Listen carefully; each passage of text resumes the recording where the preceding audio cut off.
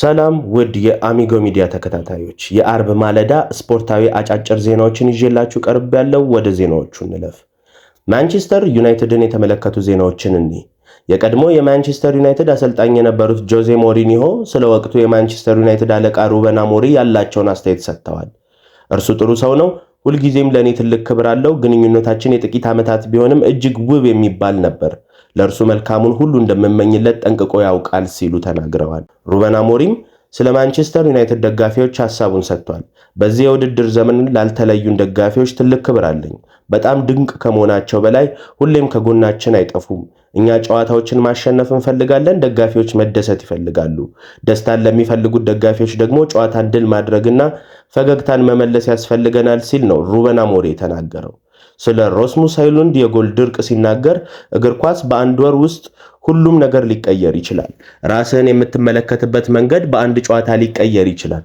ይህ እግር ኳስ ነው። የእግር ኳስ አስደሳቹ ነገር ደግሞ ራስን ለማሻሻል ተጨማሪ እድሎችን ታገኛለህ ሲል ሐሳቡን ገልጿል። የአርሰናል ጉዳዮችን ደግሞ ስንመለከት ቻርልስ ዋት ስለ አርሰናል ከቪክተር ኦሲሜን ጋር ስላለው ግንኙነት ይናገራል።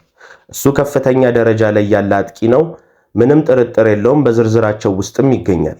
በክረምት የዝውውር መስኮት ግን ከእርሱ ቀድመው ለሌሎች የአጥቂ መስመር ተጫዋቾች ላይ ትኩረት ያደርጋል ሲል ነው ቻርልስ ዋትስ የተናገረው።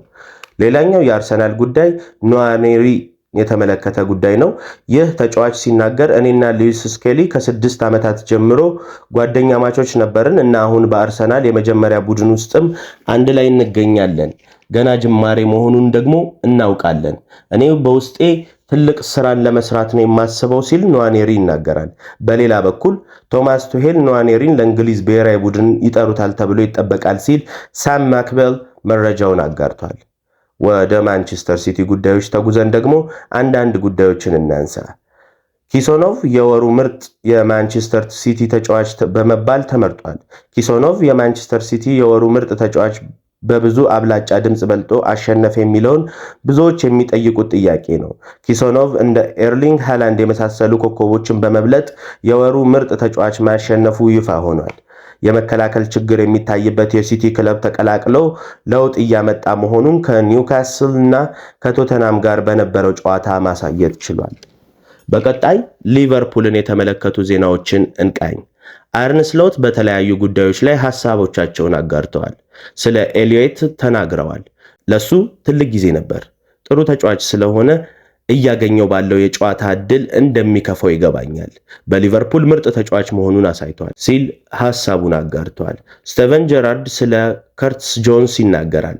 በጣም ለረጅም ጊዜ አድናቂ ሆኛለሁ። አሁን ላይ የሱ ጊዜ መሆን አለበት። እሱ ችሎታ ያለው ተጫዋች ነው ሲል ይናገራል።